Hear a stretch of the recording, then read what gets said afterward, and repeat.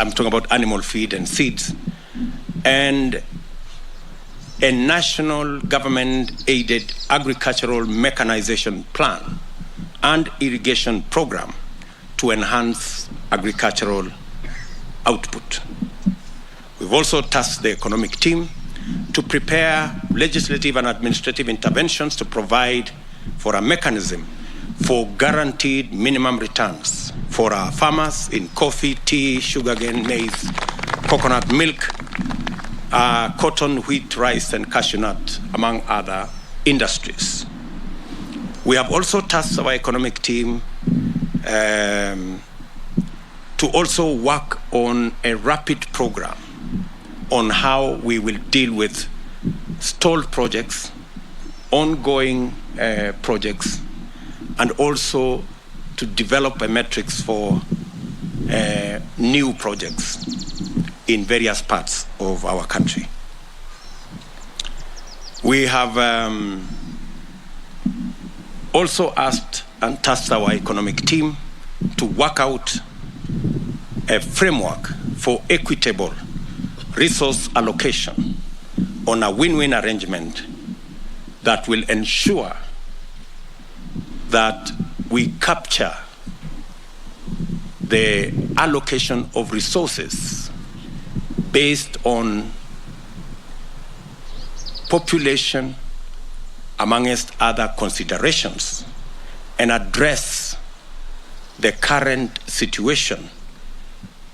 And in that formula, we have done it before.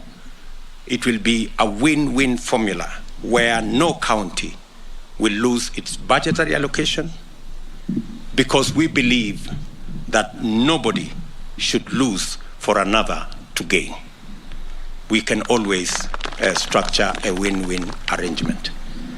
And we will be able to do this, and let me repeat it again, we will be able to implement this equitable resource allocation without necessarily spending 20, 30 billion shillings to change the constitution. We have innovative and creative ways of ensuring that this can be done within the existing parameters of the law. In any case, the 1 man, 1 shilling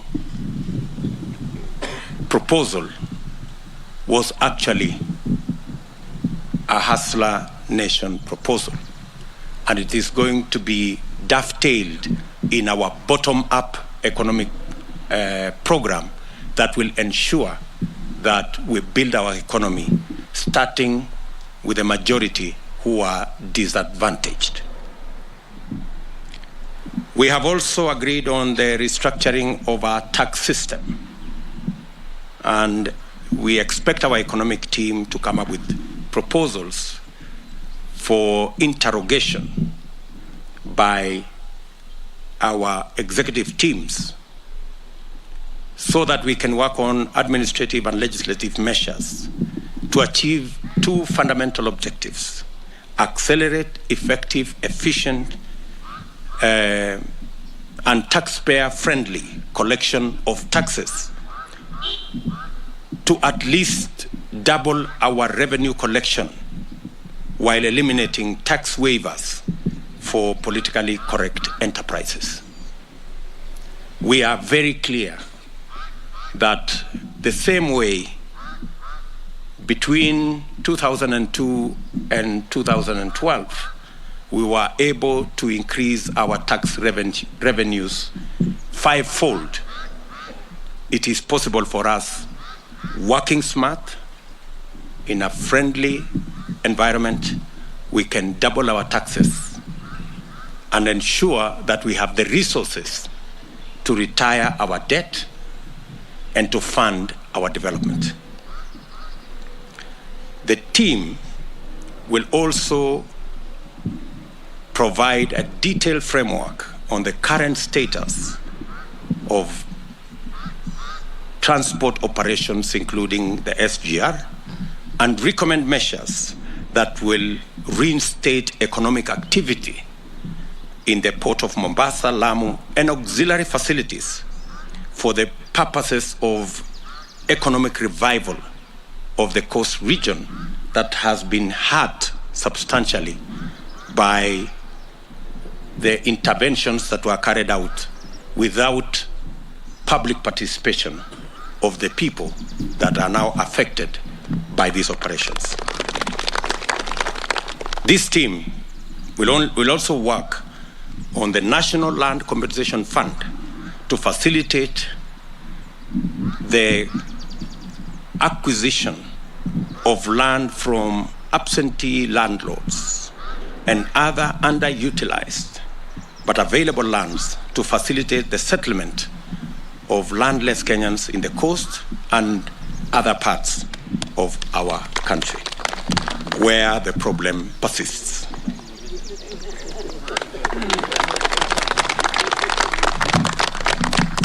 And to facilitate and fast-track this process, parties that have recently joined the Kenya Kwanzaa Alliance have recommended the following people to work with our existing economic team, as I have said, led by Professor David Ndii.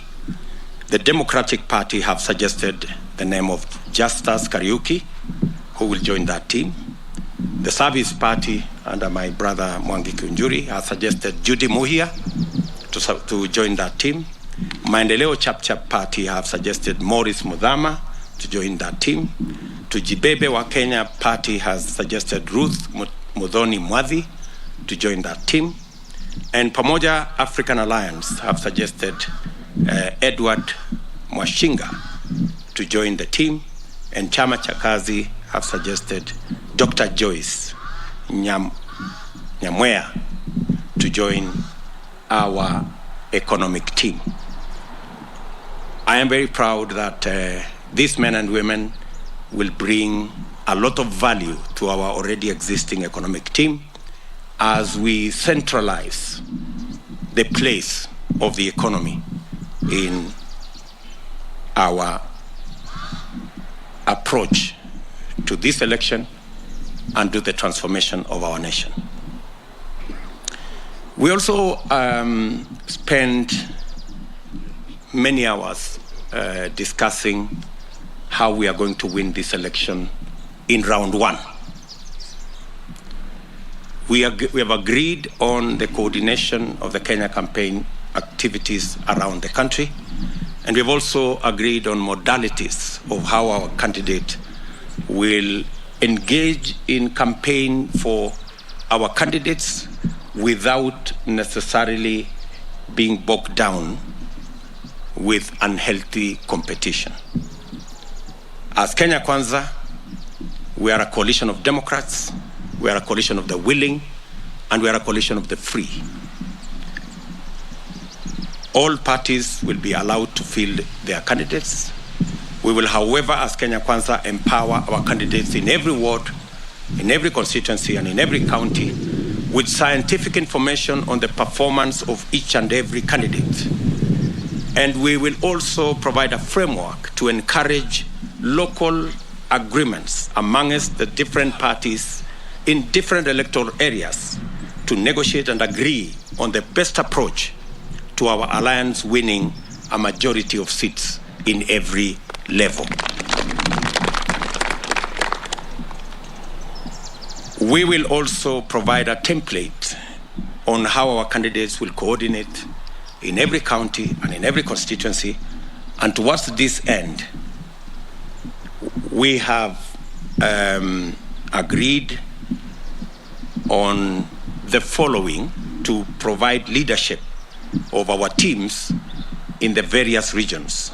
Governor Salim Vuria, Governor Amason Kingi, former Governor Issa Timami, and Mama Lydia Haika to take charge of our coast region activities and provide leadership as they involve all the candidates and all the players from all the parties in making sure that our campaign activities are seamless, they are focused, and they are fruitful.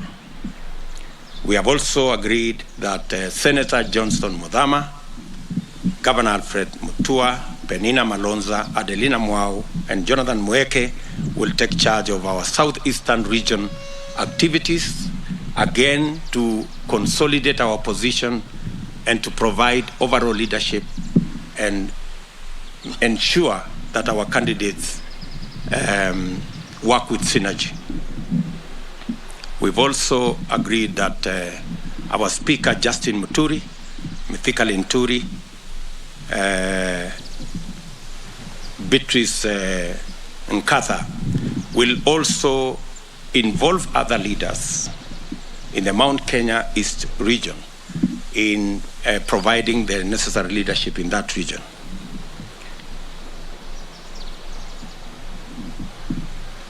Honorable Alice Wahome, Governor Waiguru, Mwangi Kiunjuri, the party leader of TSP, Governor William Kabogo, Kimani Ichung'wah, and Governor Mutahi Kahiga, together with Patrick Mariro and Faith Ketau, will provide the overall leadership as they work with all the candidates and all our parties in the Central Kenya region. And in Rift Valley, our activities will be coordinated by Susan Kihika, Charles Keter, our former CS, Governor Josephat Nanok, Governor Moses Lenonkulal, Peris Tobiko, and Governor Tunai, together with Senator Murkomen and Margaret Wanjala and Immaculate Shamala, will do the same in our Rift Valley region. In Nyanza, we will have Governor Okoth Obado, Charles Nyachai, Eliud Owalo, Sylvanus Osoro, and Vincent Kemosi to provide leadership in that region. And in Western region, Speaker Kenneth Lusaka, Beatrice Adagala, Benjamin Washali, Babu Namwamba, and Emmanuel Osore will also provide overall political leadership, working with all the political parties in the Kenya Kwanzaa fraternity in Western Kenya region. And in Northeastern, Honorable Aden Duale and Ahmed Kolosh, amongst other leaders from Mandera, will also participate in providing overall leadership in that region. And finally, in the Upper Eastern region, Colonel Rasso, Dido Ali, Hassan Tene, and Mama Wario will provide leadership in that region. Again, this is overall leadership, but all political parties, all candidates will form part of the campaign structure as we go towards this election.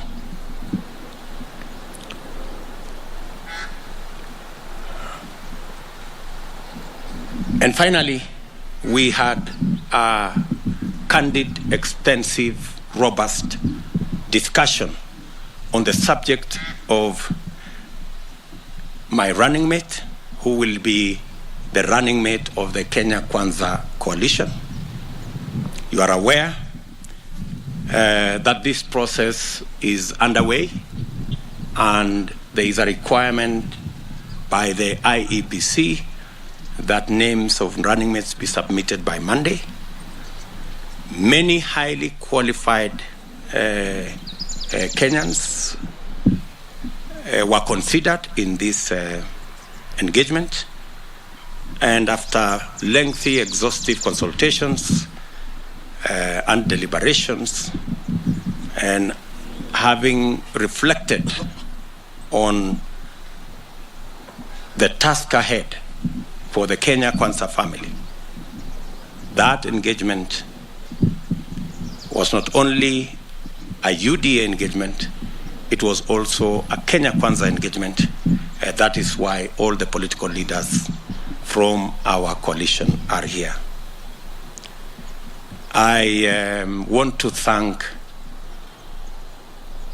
the many Kenyans, the good leaders who've shown us goodwill. They've given us advice. They've sent us messages. They have sent us WhatsApp messages. They have called us on phone. Many, I know, have prayed about this matter. And many leaders here have made their input. I want to single out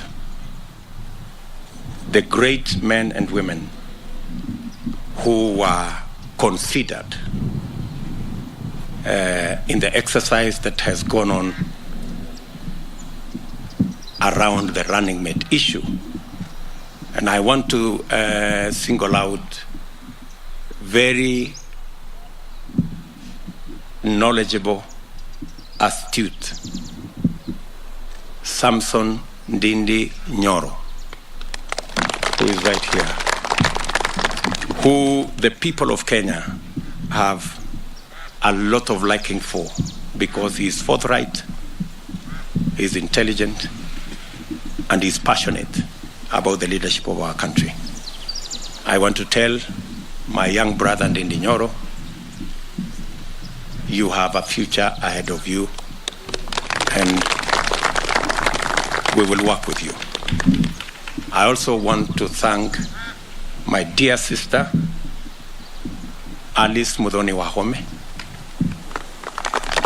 who was a formidable candidate. Thank you very much, my dear. And who made it to the shortlist, just like Ndindi Nyoro. I want to say that Alice Wahome is a self-made woman.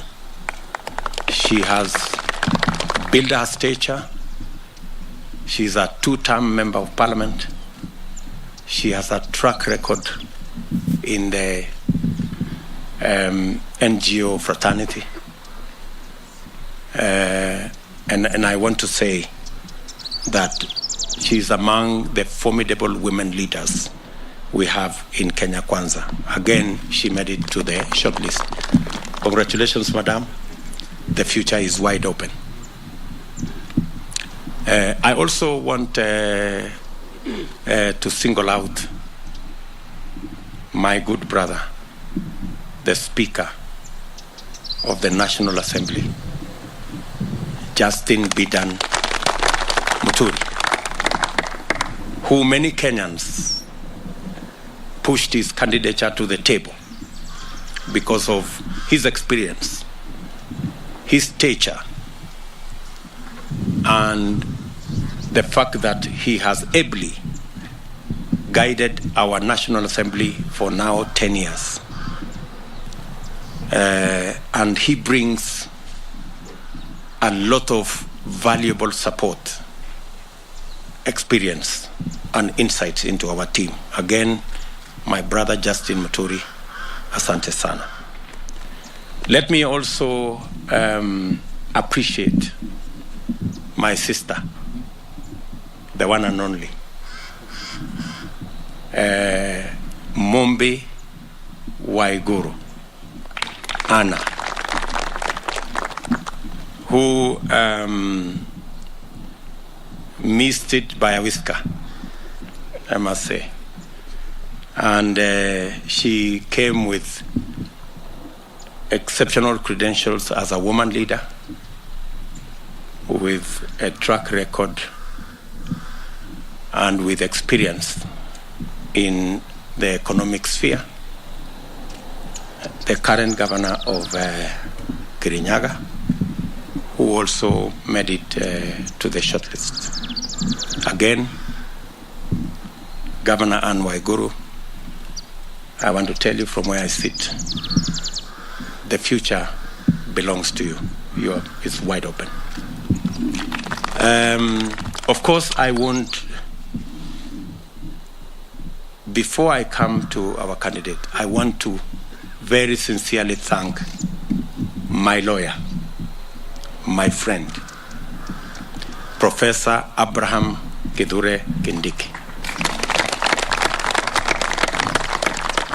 who came very far and became the runner-up in this contest. Again, a forthright Kenyan, a Kenyan of great standing, a lawyer par excellence, our former Deputy Speaker of the Senate, and the man who defeated that fellow called Ocampo, the current senator of Tharaka Nithi County, who is not here with us now, but who brought a lot of experience, a lot of passion, and a lot of commitment to this contest. And finally,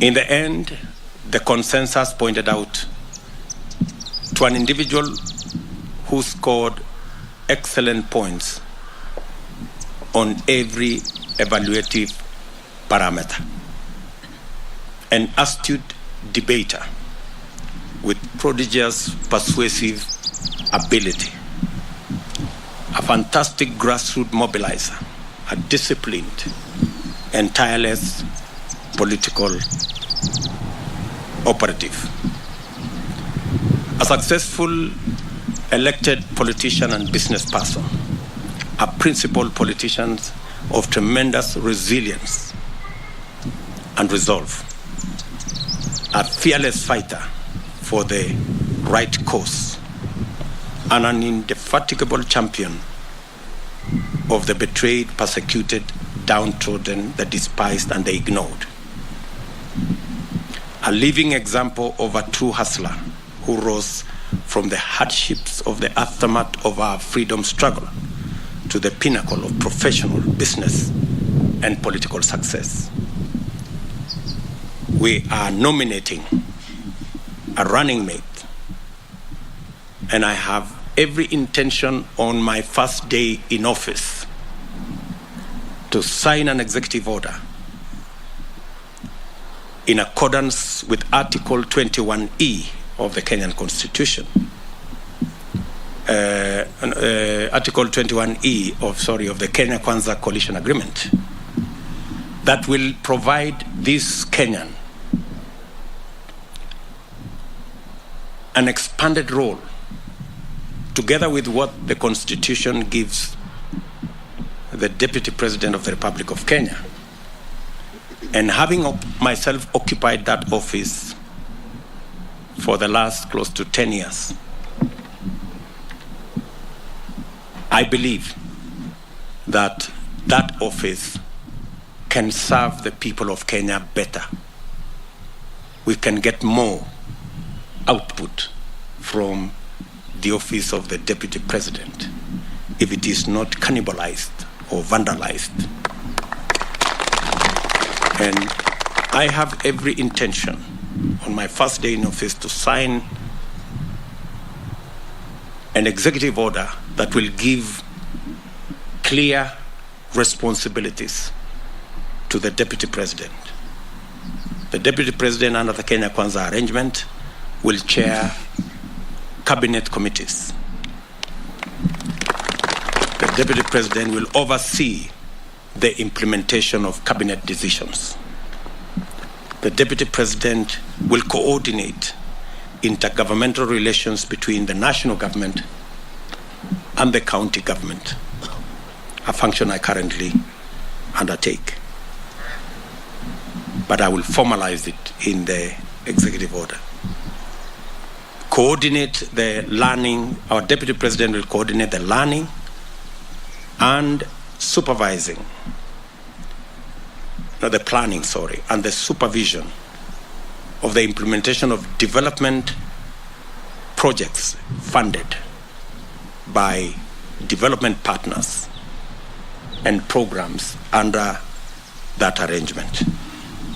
The Deputy President under the Kenya Kwanza Alliance will coordinate constitutional commissions and independent officers in matters that require that intervention of national government, including but not limited to budget and policy frameworks for their operation. And the Deputy President under the Kenya Kwanzaa Alliance will also perform real duties that will be assigned to him by the President. I say this because it is important that every constitutional office must work for the people of Kenya. Ladies and gentlemen, that good Kenyan, my friend, whom I have worked with, especially on the economic model that now has famously been referred to the bottom-up economic model. And we started that journey together. He understands people issues. He is passionate about ordinary people. My friend, I present to you the Kenya Kwanzaa running mate candidate, my brother and friend, Rigathi Gachagua.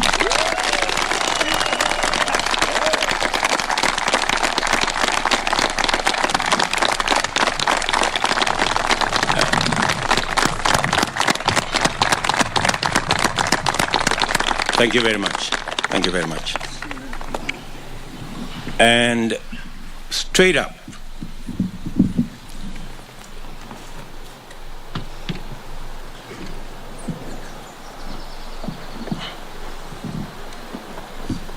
as I present my brother Rigathi Gachagua, I have agreed with him that him and me will work together with the Kenya Kwanzaa leadership, represented here by the party leaders and other officials, that we will work intentionally to mentor the younger leaders in our formation, and that we will deliberately provide room for those who are young in our formation to grow as leaders. And my deputy and I have agreed that when our time comes to leave, we will leave and we will mentor other people to make sure we have proper transition. Because we believe that part of the success of any leadership is to mentor the younger ones into better leaders as we go into the future. We undertake that we will do that for the people, the leaders in our Kenya Kwanzaa formation, alongside the other leaders who are here with us. We have also agreed with the Kenya Kwanzaa leaders seated here that we are committed to ensuring that the issue of gender, which has dogged our country since we started the implementation of the new constitution, that we will take the bull by the horns and ensure that within 1 year of our administration, the issue of gender will be sorted out, and the leadership at all levels will respect the constitutional required threshold. And in our administration, I have agreed with all the leaders here that we will start on day one with our administration, that of the 21 ministers that we will appoint, 10 will be women. And we will ensure that all other appointive positions will respect the 2/3 gender rule as we work on ensuring that even the elective, we have the mechanism to ensure that we mainstream leadership of women, youth, and people living with disability as part of our agenda of not just inclusive economic growth, but also inclusive governance. We believe that there is a wealth of experience and knowledge that can be brought on board by inclusion of all sectors of our society. I want to leave that matter there and request my good friend, the Honorable Rigathi Gachagua, to make his statement. Karibu, Mheshimiwa, and congratulations.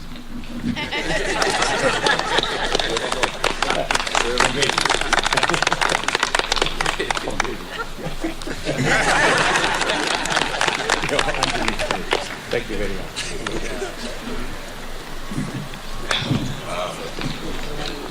Thank you, Your Excellency. Today, I'll read a statement. In fact, I have a small speech to our presidential candidates, and indeed, the Republic of Kenya, Dr. William Ruto. I say it before you and country. I'm honored by the responsibility and faith you have bestowed on me, you have bestowed upon me to be running with for the most defining election in Kenya's history. It is a responsibility I take pride in, knowing too well the elevation and esteem that my nomination occasions, but most importantly, one that also humbles me, that you put your trust in me, together with my colleagues, to deliver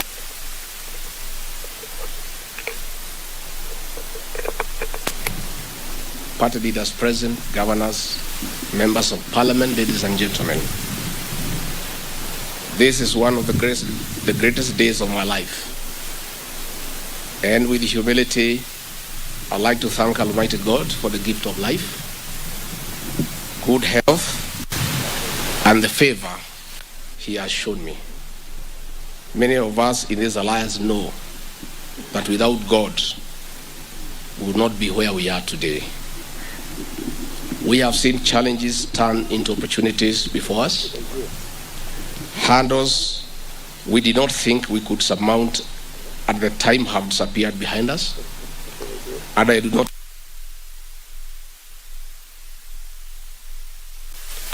the glory. I know there are many in our alliance who are qualified for this position, and any one of them would have been up to the task.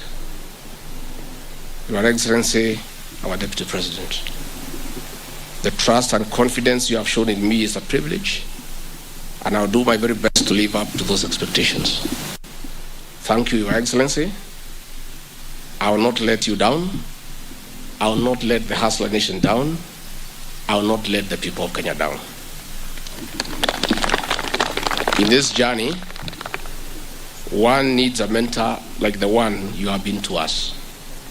One needs colleagues and friends like the ones with me here today and elsewhere. And most importantly, one needs family that provides a pillar that equipped us with the right tools. Indeed, From the grass-thatched house, I stand here today with more than 30 years of public experience. I have been to and worked in every part of Kenya and understand the challenges that face our people in this beautiful country. More importantly, I'm confident that a determined government working with all its citizens can overcome and override the obstacles that hold Kenya back. Today, many Kenyans wake up early and sleep late, but they rarely benefit from the work of their hands or the sweat of their brow. The tools to bridge that gap are lacking. This is the plight of the hustler nation. Today, the ambitions of many Kenyans are frustrated and cut short owing to the criminalization of enterprise.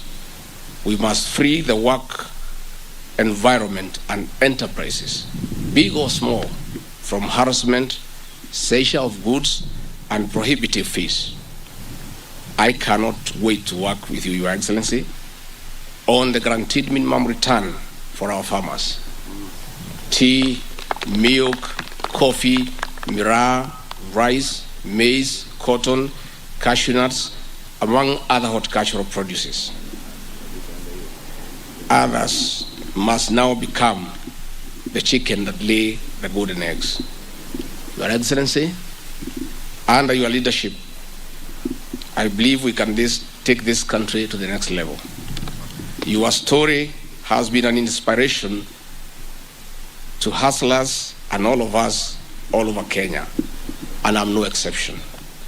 With the team you have assembled, I believe we have what it takes to realize the dreams of the hustler nation, and it will be a great honor for me to play my part, and that I will.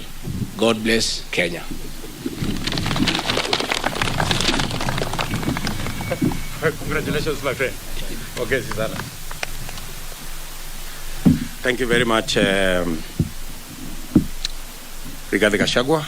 Let me now begin your first assignment as my running mate, because you will be a very busy person.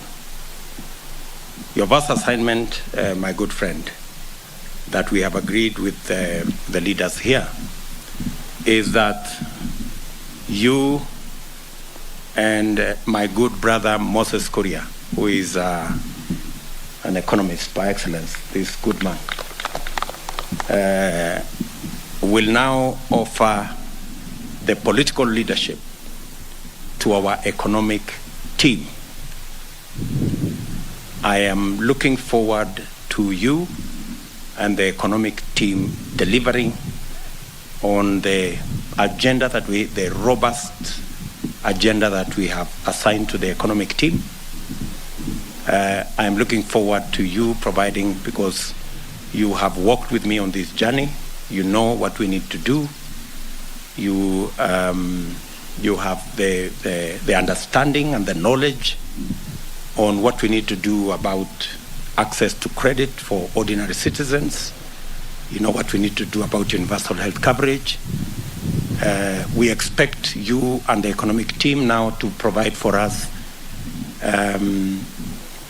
a context of how in 45 days we will have all the economic charters for all the counties, and those counties that we have not finalized, that we will have a program so that we can conclude on our economic charters. So, my good friend Rigathi Gachagua, the team here of party leaders and I expect you to hit the ground running so that Kenya Kwanza can be ready to govern day one when we get into office. So again, by the grace of God, we know that together we will journey as a team and by God's grace get to the destination that we all want. Let me now ask the other leaders who are here to make some statements. I will start with our brother, elder brother, Musalia Mudavadi, to make some comments. Please, my brother.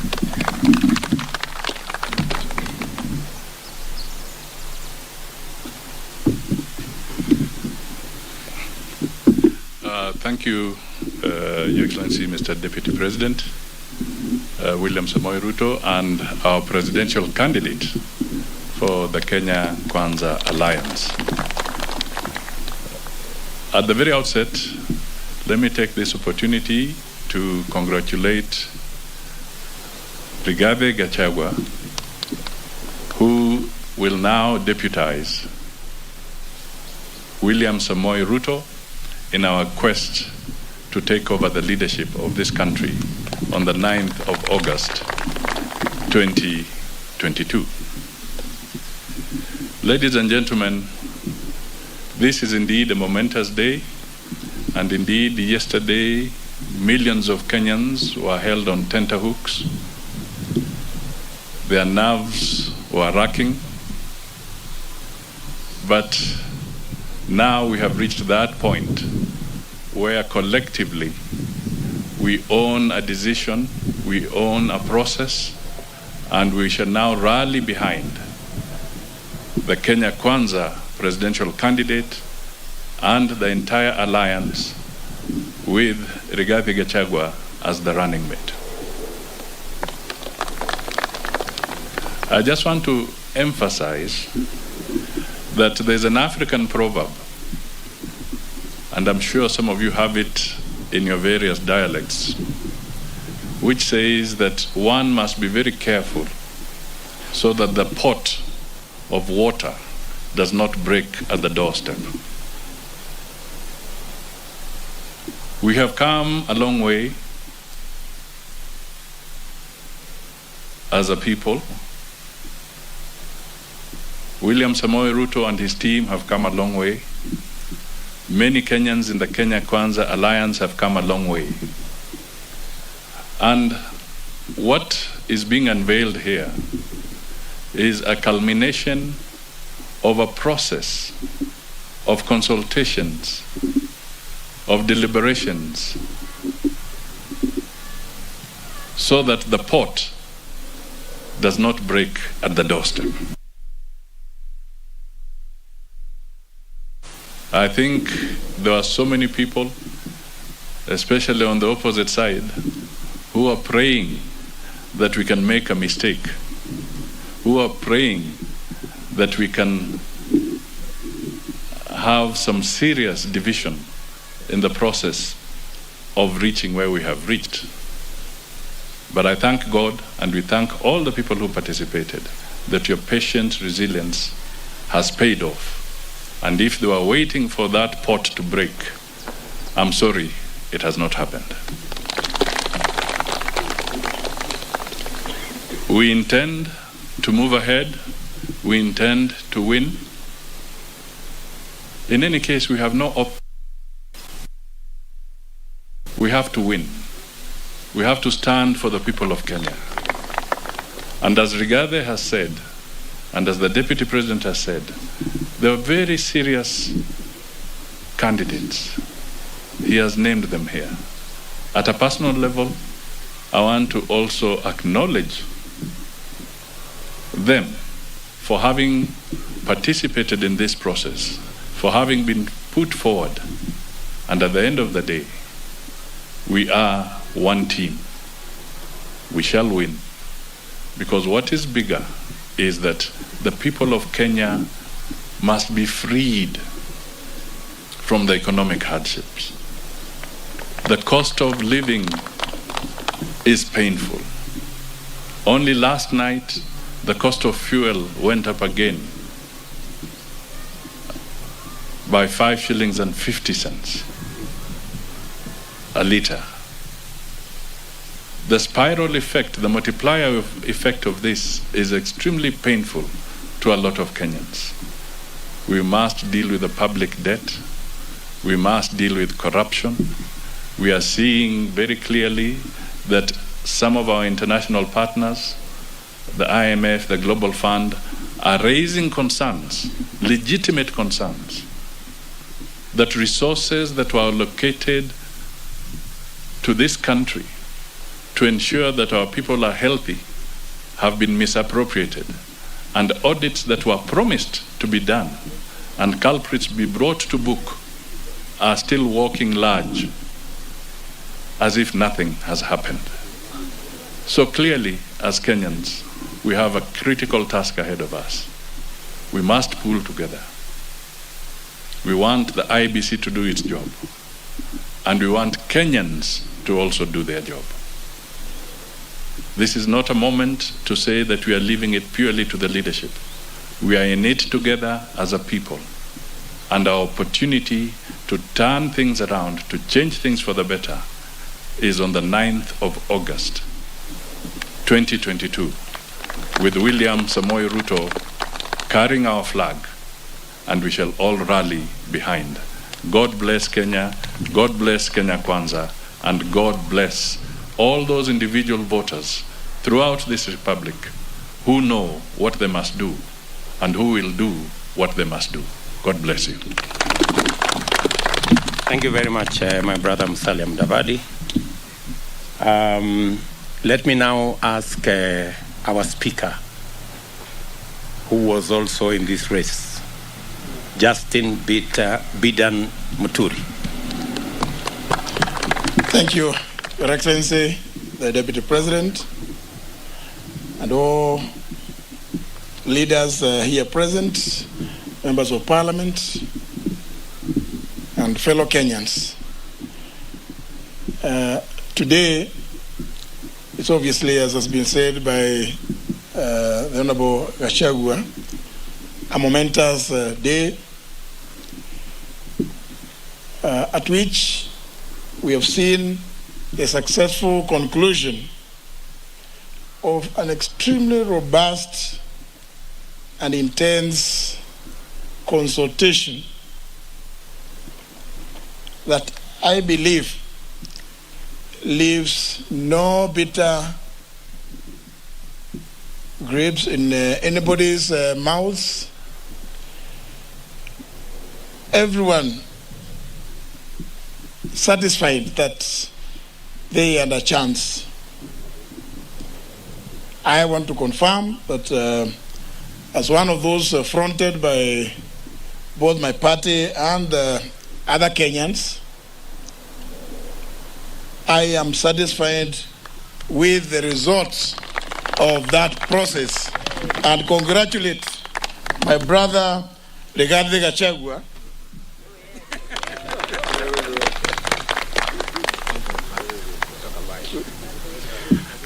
with whom I share some history.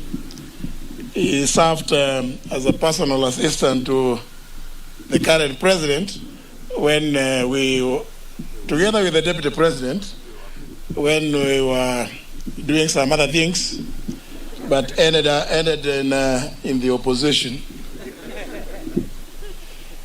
But my happiness today is about the democratic nature of the process that has gone into this result.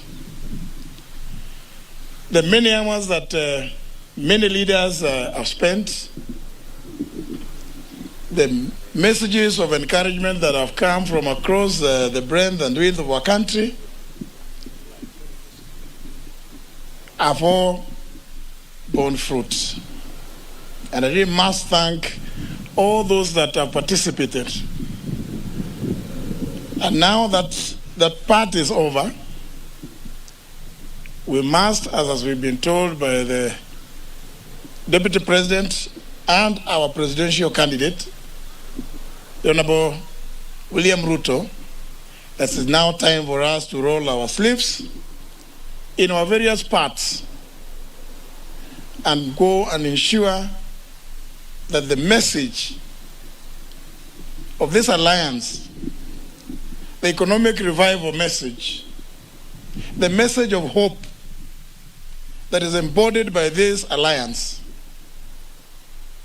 becomes the clarion call of every Kenyan in every corner of the country. I therefore wish to say that, Your Excellency, we will work with you and the Honorable Gachagua and all these other leaders. It is not in vain that we spent those hours, and that going forward, those of us now, the Honorable Duale is here, knows that we have very few days and we must now go to the villages, comb every hamlet to ensure victory come August 9th, 2022. Thank you very much. God bless Kenya.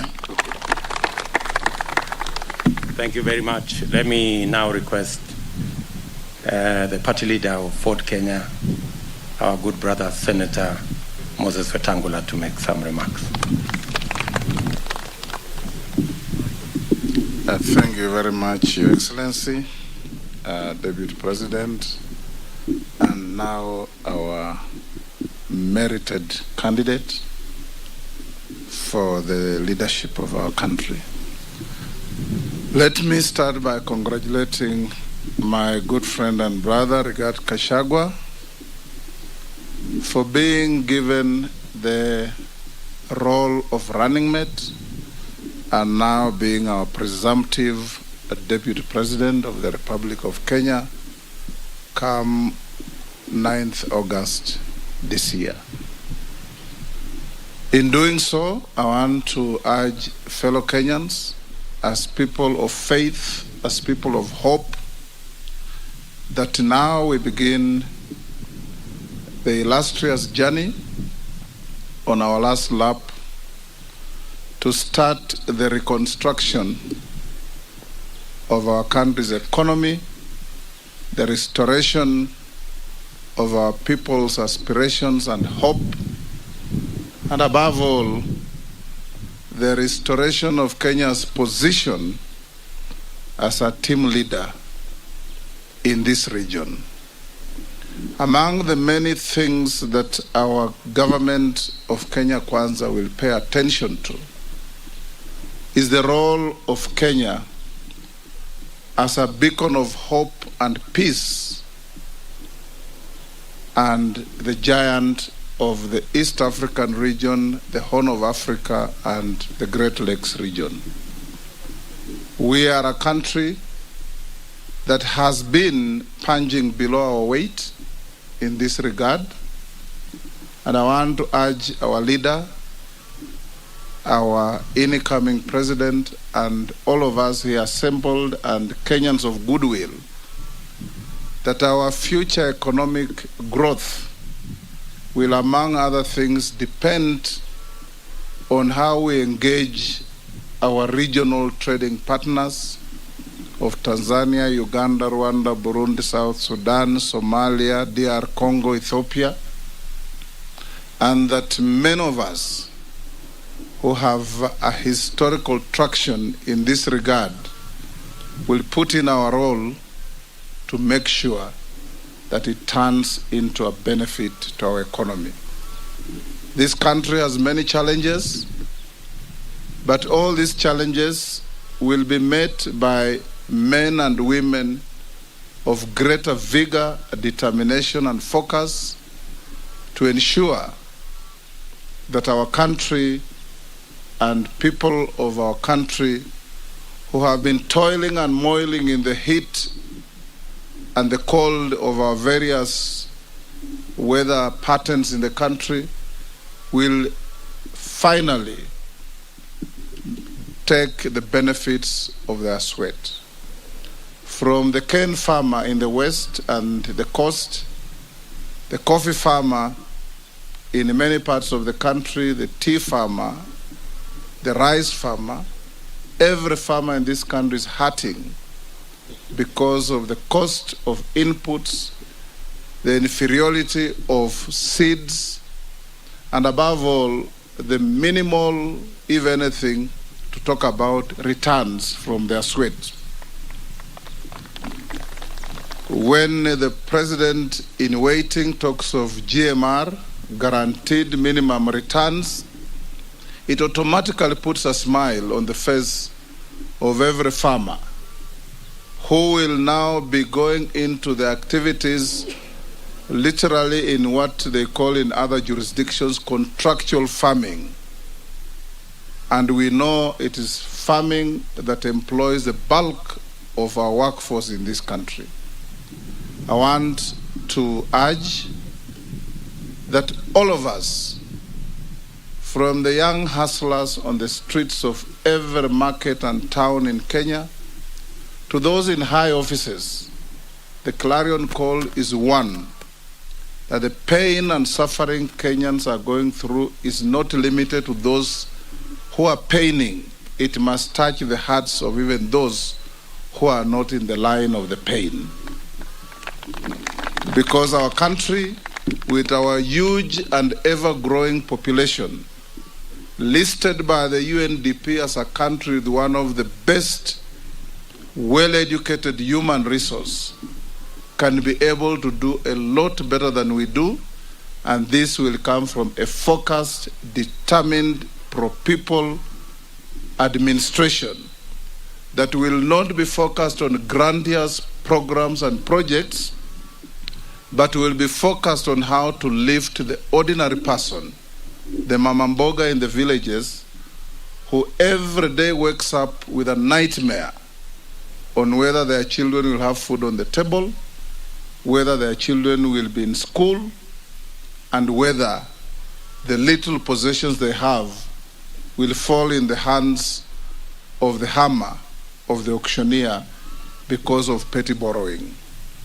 We are going to put everything in place to make every Kenyan's life worth their while, and we urge all Kenyans that there is no alternative to Kenya Kwanza. Our worthwhile competitors are focused on grandiose of consumption. We are focused on production before consumption. And that is how to grow a country. And growing the country we will. We pray that from Vanga to Kibish, from Lamu to Malaba, every Kenyan on the tip of Mount Kenya and Mount Elgon thinks positively and sees William Samoei Ruto and regard Kashagwa and all of us here assembled as the safest pair of hands to carry our country forward. We have tried the alternative, and we can only sum it up in the words of one writer who called it the lunatic unthinkable. We now must focus on the possibilities of the Kenya people being what they must be. May God bless Kenya. May God bless our captain and his deputy. And may all of us constantly know that we must ask ourselves what we are putting in and not what we are taking out of this journey. Thank you.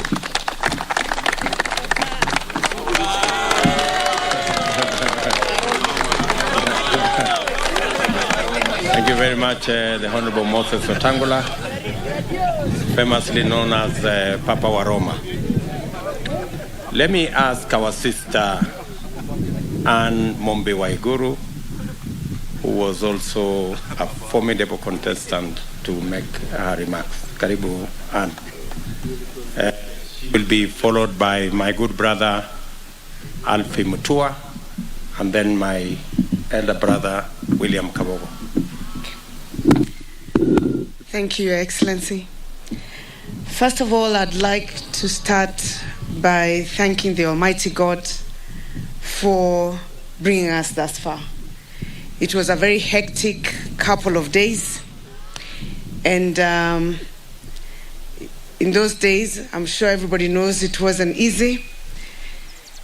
We thank very much our party leader for his patience, his endurance in leading us in this process, I want to thank the people of Kenya and our coalition for giving me the opportunity to be considered. I consider it a very great honor. As you have heard, I missed it by a whisker. And I am very confident in the choice that we have made. I want to start by passing my personal congratulatory message to our running mate, Rigathi Gachagua. I want to let you know that you have my over 150% support. I will stand with you. I will support you, and together with the party leader and the Kenya Kwanzaa coalition, work on mobilizing not just Mount Kenya, but the rest of the country to make sure that we bring the presidency home. That is the most important thing. We also have to thank this team for having given us certain considerations. I will not speak for long because I know the sun is hot. One of the key considerations that we have gotten, despite not getting the woman as a running mate, we have secured 50% of cabinet to be women. And that is a big, big plus. And we thank you, Your Excellency, for that consideration. We have also secured very many things. There have been very many agreements that have been discussed here. The GMR is key. But I also want to mention about the economic model that we have, bottom up, the increase of resources to the counties to ensure that development is spurred from the bottom, and also the allocation of the 1 man, 1 shilling. And we thank you, Your Excellency, and the team, Kenya Kwanza. We want you to know that you have our support. We will stand with this team completely. We will campaign like our lives depend on it, and we will make sure that you end up as the 5th president of the Republic of Kenya. Asanteni sana. The party leader of Maendeleo Chap, and he has told us this morning it is Maendeleo Chap na wanawake. So it's also Maendeleo and wanawake are the same. And that is why I'm so happy about the inclusion of women in government, because our mothers hold this country together. Our women are the most hardworking people in this country, and they do very well. I've been very outspoken about the right and positions given to our loved ones, our mothers and our sisters and our daughters. Mimi yangu nitaichapa chap. Your Excellency, our party leader, and the next incoming President of the Republic of Kenya, our future Deputy President, Rigathi, and I want to recognize also the spouses, Madam Ruto, Her Excellency, Madam Gachagua, and congratulations. I first saw or heard Gachagua at the funeral of my fellow governor, his brother. And I asked the person sitting to me, who is that man? He was a master of ceremony. Because I found him to be very articulate and very, very smart and very, very sharp. So we're getting somebody here who I actually noticed even before I knew who you are. So congratulations. My points are 5. 1, I'm very happy to be in Kenya Kwanza. Now I can breathe. I can breathe. Kunilikuwa nazimia. Here there's a spirit of democracy, a spirit of consultation. Last night I enjoyed the marathon of 17 hours because it was down my alley, discussing development, discussing how to change Kenya for Kenyans, not just for a few. Number 2, Kenya has for a long time been a country of a few billionaires and millions who are poor. Umaskini umekuwa ni kama wimbo. We want to be able to change our country. Our youth do not need, handouts. Our youth need hands up. They need to be given opportunities to thrive. Hawataki pesa ya bure, wanataka kufanya kazi. Opportunities to thrive. And so I'm very, very happy about being in this team. And quickly, number 3. You know, leadership is about development. It's about how we are going to transform people. And I'm so happy that my views, the views of my party, Maendeleo Chapter, have been incorporated in Kenya Kwanza. Because here we work together. Kule kwingine tulikuwa tunasoma habari kwa magazeti, tunajua what is happening. Here we are being involved. And I want to tell my people, and especially the young of this country, we are looking at industrialization. We want to have factories everywhere so that our youth can get jobs. We want to be able to give you opportunities. We want to be able to, our women who have become donkeys carrying water on their backs in our country, want to transform our country, have taps. The tap that should be farthest from a house in this country should not be more than 200 meters. So we want to push that water in the household, change our lives. Our roads, I know people of Ukambani are looking at me thinking, what are you talking about? We're talking about Emali Ukia Road, the roads in Didini, Mwala Kangundo roads, connecting South Kitui with places like Malindi, some of those things that need to be done so that we can be able to improve the economy. And he forgot to tell you that even though we're getting 10%, our 10 ministers will be women, but in that arrangement, we'll have young people in government. We want young people in government. Haitakuwa nyumba ya wazee, itakuwa nyumba ya vijana na wazee. The wisdom of the older people and the energy of the youth, and continuing. And we want more money in the pocket. And lastly, let us work together as leaders. Me, I want to work with everybody here, and let us hold hands together. Our target is one, defeating the other team and getting to State House and running this country properly. After all these 60 years, it's time Kenyans enjoy freedom na enjoy kupata uhuru. Number 5, lastly, mavijana, mazeni tukaeni rada. Maisha na haso yako itakuwa vichapchap na Ruto. Tusare story za kuzimia, tujipange na Kenya Kwanza na Man Ruto. Thank you and God bless you.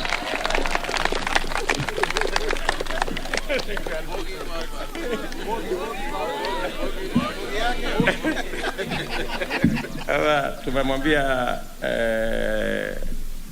Alfi Mbogi iko chonjo kabisa. So 2 things. Let me there is something I missed in my statement. Sorry, I think in the process of I missed out the name of Governor Haemba from Trans Nzoia, who will be part of the leadership in the Rift Valley region, and both Rift Valley and Western, and also our friend Onesmus Kimani Ngujiri, who is our chairman of many things and many groups. Ndio mzee chairman wa Amani, chairman wa PG, chairman wa many things, and that he will also provide overall leadership in the Rift Valley alongside the other leaders that I announced. Maybe let me just before I ask my brother William, namesake, to make his statement. My good friend Alfred Mutua has said something, but let me also, the Honorable Musalia Mudavadi and the Honorable Moses Wetangula have a function, one in Eldoret and another one in Bungoma. So they have asked to leave, and I think our 2 brothers, I think we can allow you to leave so that you can catch up with the other functions on the other end as we conclude this exercise. Tuwapige makofi. Asante sana. But let me also let me say something about what Alfred Mutua has said. Alfred Mutua has said there is a world of a difference between Kenya Kwanza and the other side, which is true. Kenya Kwanza is a coalition of Democrats, the free and the willing. The other side is the complete opposite. And in Kenya Kwanza, we have signed our agreements openly, in daylight, and all partners have have contributed to the content of the agreements that we have signed. The other side, people are forced to sign agreements blindfolded with lights switched off. And that is why nobody is allowed to have a copy of the agreements on the other side. Fortunately for us, our agreements are available. That's why they are all over in social media and other places, because we are transparent, honest people.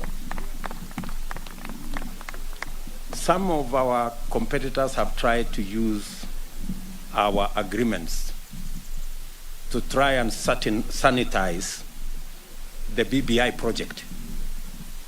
We want to tell them there is a world of a difference between what we have done and the BBI shenanigans. Let me say this for the record, that the agreement you see has clearly demonstrated that you can reorganize government without spending 20 billion to change the constitution. By a stroke of a pen, we have shown the people of Kenya that BBI was actually a fraudulent engagement. It was not about the people of Kenya, it was about a few leaders. We have demonstrated that it is possible to organize government the way you want without spending 20-30 billion to change the constitution. And therefore, there is a world of a difference, our friends. There is a world of a difference between your BBI and our agreements. Let me also tell our competitors, we have committed that we will reorganize our equitable allocation of resources to take care of population and other considerations.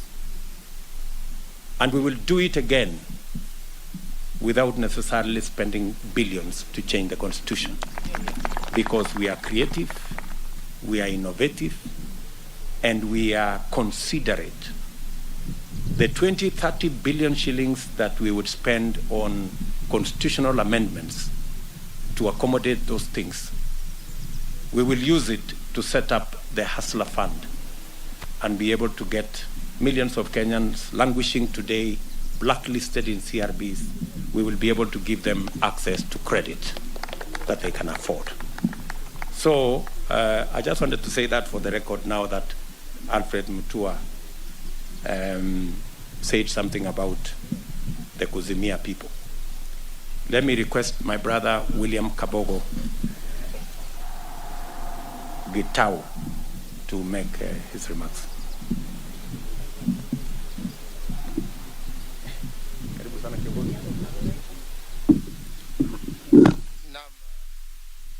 Nashukuru Naibu wa Rais, itifaki zote zikiheshimika.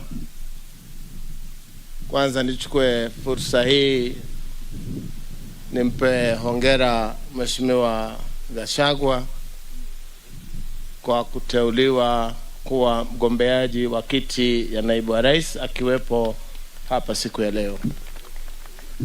Pia nikushukuru kwa sababu kazi hii wewe ndio mwenyewe. Ulikuwa ni wewe useme tu ni huyu, mimi nitakimbia naye. Lakini kwa sababu ya mawiano na kuweza kuzungumza na sisi ambao tumeungana katika Kenya Kwanza na wabunge wote wa Mlima Kenya, ulifungua nafasi hiyo, japokuwa jana jioni niliona ni kama ulikuwa unajuta ni kwa nini ulifungua. Lakini all is well that ends well. Mimi nitaungana na wewe, kusaidiana na wewe na Mheshimiwa Gachagua ili kuweza kufanya campaign mrengo huu wa Kenya Kwanza uweze kupata ushindi mwezi wa 8. Leo sio siku ya maneno, kitu ningemuuliza tu chap pia angeweza kusema kwa mavijana tujibebe sisi wenyewe Kenya Kwanza pamoja na tutaunda serikali, kwa sababu tukijibeba ni sawa, tukikosa William Ruto and Rigathi Gachagua is the one who will be the running mate for Kenya Kwanza coalition ahead of the August 9th general election.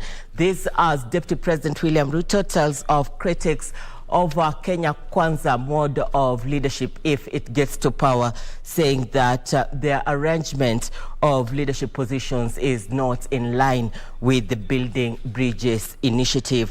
And he has also mentioned the names of those candidates who made it to the final list in the running mate race. And these are Kiharu, Member of Parliament, Ndindi Nyoro, Kandara, Member of Parliament, Alice Wahome, and Justin Muturi, the Speaker at the National Assembly, and Governor Waiguru, who is the governor for Kirinyaga, also Tharaka-Nithi Senator Kithure Kindiki. Now we have John Jacob Kuria on the ground. We'll be giving you details as events unfold back on the ground. But to other news making headlines this afternoon, the Elections Observation Group, ELOG, has called upon Independent Electoral and Boundaries Commission, IEBC, to come up with regulations, campaigns, funding, and subject them to public participation before their gazettement. The group has expressed fears of distortion of the fundamental principles of democracy through the illicit use of money. They urged voters to desist from getting bribes to influence who they vote for. So we would like to... Gazettement of spending limits in October last year after Parliament declined to pass them since they had not been tabled within the prescribed time limit has meant that for the third successive time, this country will conduct its elections without oversight on campaign funding and spending. A judicial pronouncement by the High Court on this matter, following a case filed by some of our members here, stressed the need for IEBC to come up with a regulatory framework. The unregulated use of money in the forthcoming elections in Kenya is likely to promote electoral malpractices like voter bribery, encourage the use of illicit money, and distort the fundamental principles of democracy. Nice or acknowledge the fact that potentially this election may have not less than 40% of people facing one court case or another, wash, money laundering, etc. I think it's about time that this is revisited, and out of the recognition that in one of the reasons why the Kenyan Constitution has been hailed as both transformative and progressive was the fact that it entrenched Chapter 6, and as well as on ethics and integrity. So we are also insisting that it is possible for candidates to be morally and ethically unfit, but at the same time they have no criminal records. Yeah, I just want to emphasize that as well. Confidence in IEBC or not, for us is about IEBC doing what it's supposed to do. And that's why we keep reminding, that's why we're observing where we find there's a problem in how they are managing aspects like the issue that we just talked about in terms of regulations. Then we appeal to them to be able to make those changes. So we are watching what they are doing, where there are difficulties, where there are challenges, but because they are the constitutionally mandated organization to be able to manage our electoral affairs, then they have to do it. They have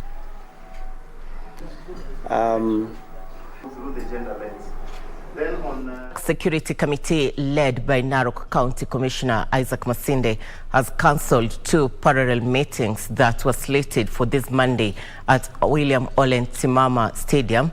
The development follows last evening's skirmishes between 2 rival groups, one supporting Narok North Member of Parliament Muitalel Ole Kenta and the other former Labour CAS Patrick Ole Ntutu at Narok Town, that left 2 people with serious injuries. Narok Governor Samuel Ole Tunai was to have his senatorial bid launched tomorrow 16th at William Ole Ntimama Stadium, and Deputy President William Ruto was expected to be the guest. Likewise, Narok North MP Muitalel Ole Kenta had organized a political rally at the same venue where Azimio leaders were expected to attend. But last night's incident in which two rival groups clashed, leaving several injured, has jolted the Narok County security team into action. The team led by Narok County Commissioner Isaac Masinde has cancelled those two meetings. According to Masinde, who addressed the media last night after the clash, said new directive aims at averting further tension in the area. Tumeona kwamba wote wawili tension yenye iko within Narok town imekuwa juu sana, na tunaona kwamba hiyo mikutano yote mbili ikikubalika iendelee, we are likely to have tunaona kwamba tunaweza kuwa na ufunjaji wa sharia. The administrator further urged the two parties to reschedule their meetings to different days. That both candidates should come up with new dates of their own choice on when they want to hold their meetings, but the dates should not coincide. He directed the Narok OCS to make sure the stadium remain closed. Tumekubaliana kwamba hii sehemu ya Narok Stadium, Olendimama Stadium, kuanzia kesho asubuhi saa 12, it will be guarded by the police so that hakuna mtu atakubaliwa kuingia kwa hiyo stadium kuanzia kesho. In the meantime, Masinde banned all political rallies in schools and their environment. Pauline Nasimiu, Lunchtime News. The Ministry of Agriculture and Fisheries will spend 50 million shillings in the 2022-2023 financial year to modernize coffee factories in 3 coffee-growing sub-counties of Nyeri County. Agriculture Cabinet Secretary Peter Munya said that the revamp was part of the ongoing coffee subsector reforms that aims at increasing production. Edwin Austin with the details on this.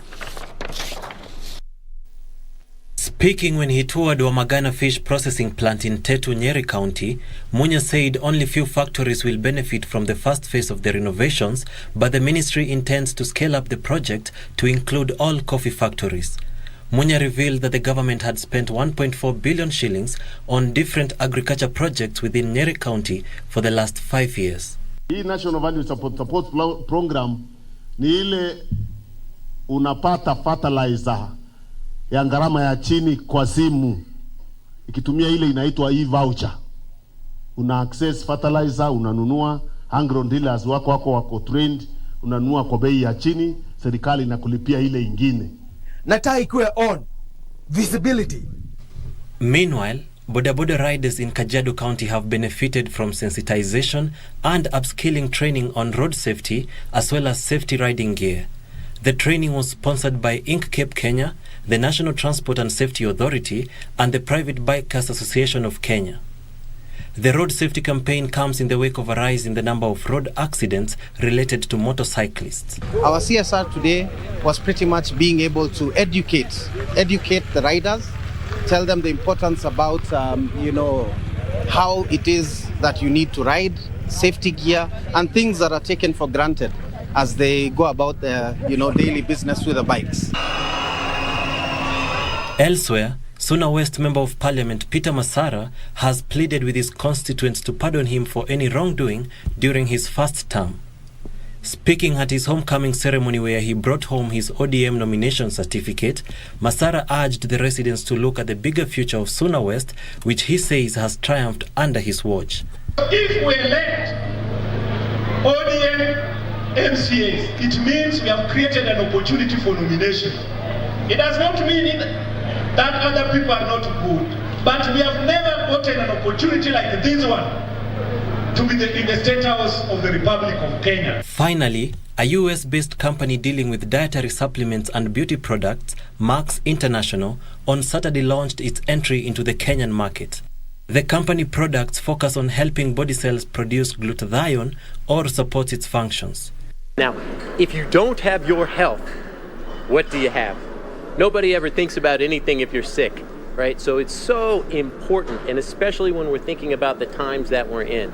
The world has just come through a very, very tough health crisis. So it is critical, and Marx International has taken this upon ourselves to bring the very best technology to Kenya. This is the company's first entry into the East African market. The company products focus on helping body cells produce glutathione or support its functions. Now, if you don't have your health, what do you have? Nobody ever thinks about anything if you're sick, right? So it's so important, and especially when we're thinking about the times that we're in. The world has just come through a very, very tough health crisis. So it is critical, and Marx International has taken this upon ourselves to bring the very best technology to Kenya. This is the company's first entry into the East African market.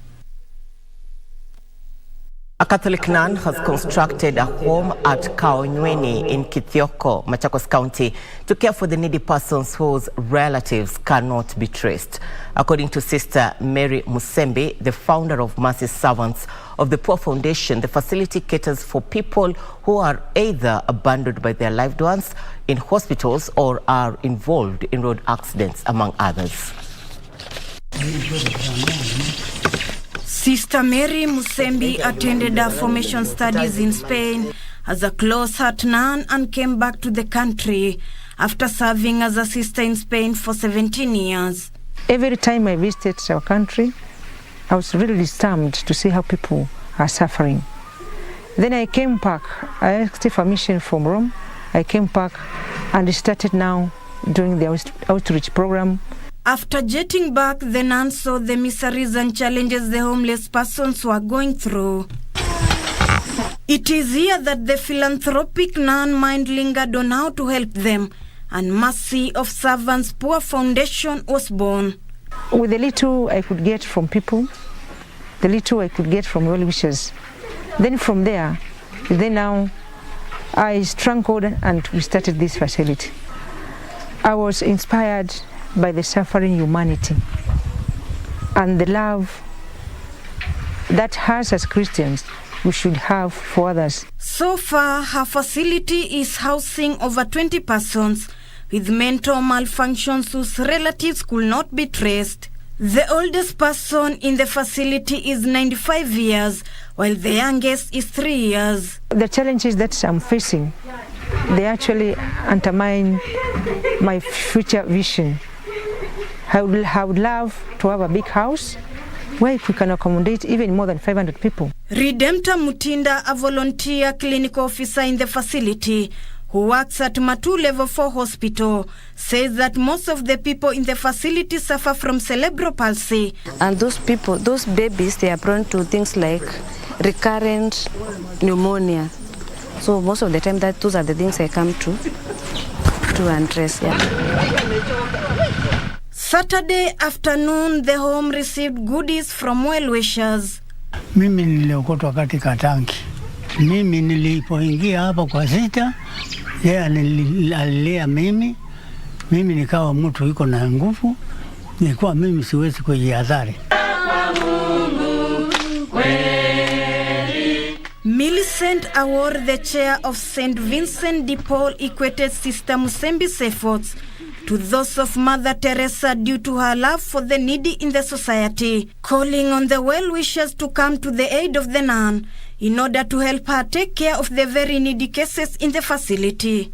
I call upon any well-wisher who would want to assist a needy person to reach out to Sister Musembi.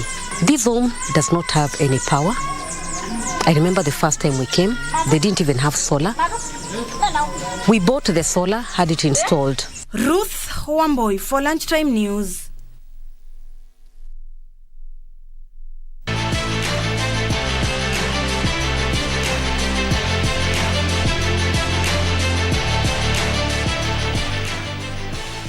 It's a busy political day, but let's get to the fields. The Kenya Olympians Association on Saturday night held a gala dinner to celebrate and recognize sportsmen who have represented Kenya in many Olympic disciplines over several decades since the 1956. The dinner was sponsored by the World Olympians Association. Established in 2002 as the Olympians Association of Kenya to keep former Olympic athletes engaged, the body became inactive and was rebranded as the Kenya Olympians Association. The association received recognition from the World Olympians body and is pursuing registration with the government to get formal recognition locally. On Saturday night, they held a gala dinner where they awarded past Olympians with a WA certificate, and those recognized can use the initials OLY after their name. The president of the Kenyan Olympian Association, Moses Tanui, who represented the country at the 1988 Olympic Games in Seoul and the 1992 Olympic Games in Barcelona, said that better days lie ahead for Kenya. Cleaning the streets, helping the needy children, trying also to see that our Olympians knows their rights. The chief guest at the dinner, Japanese ambassador to Kenya, His Excellency Okaniwa Ken, shared lessons from his country's Olympians Association. They are very active after they are finished with the active in sports. Some are in coaching and some are in sort of the TV broadcasting sports events. Celebrated Kenyan athlete Kipchoge Keino made a call for more sports to have representation at the Olympics. Take, for example, facilities like swimming. Do we have in our school? Basketball, tennis, golf, rugby, volleyball. Those are the events we need to develop in our school.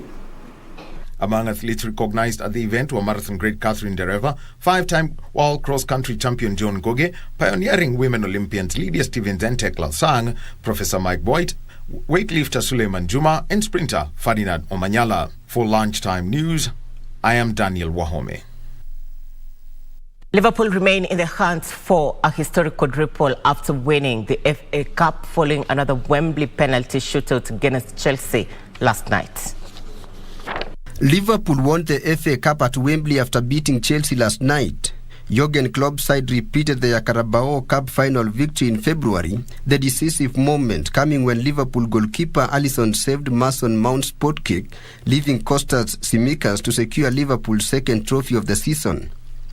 The Reds are still in the Premier League title race and have the Champions League final to come against Real Madrid. Liverpool had the better of an eventful final, with the outstanding Luis Diaz and Andrew Robertson hitting the woodwork, although it may come at a price, with Mohamed Salah going off injured in the first half and Virgil van Dijk going off after 90 minutes.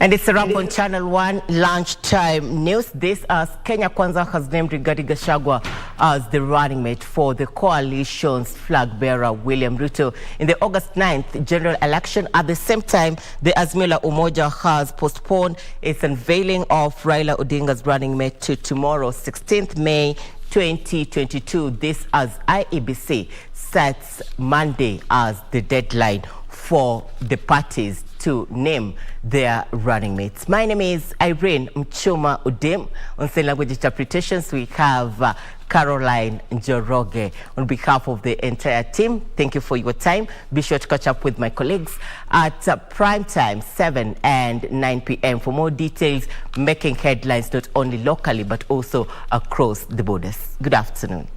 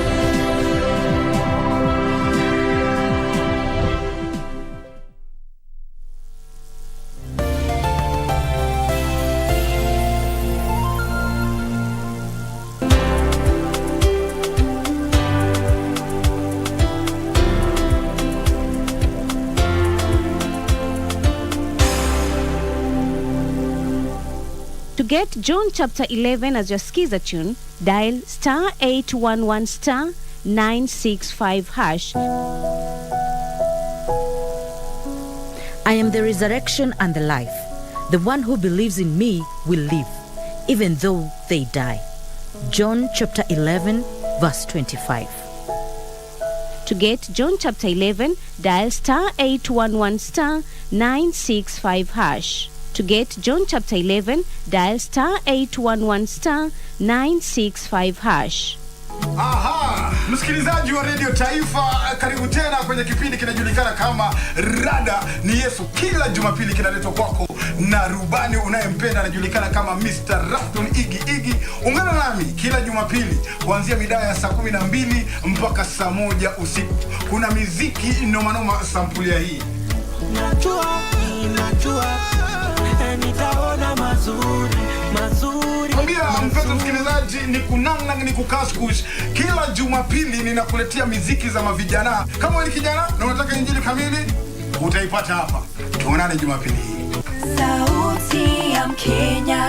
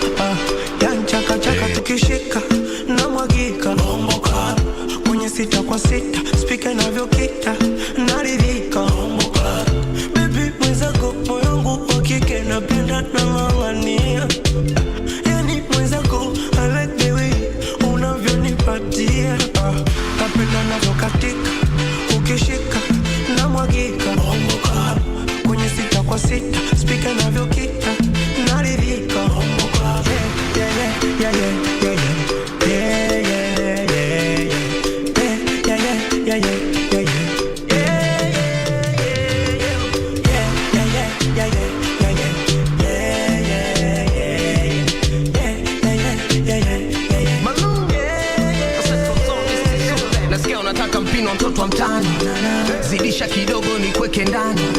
Unanipa sita nyuma kusukani. Napigilia nyavne kabampani.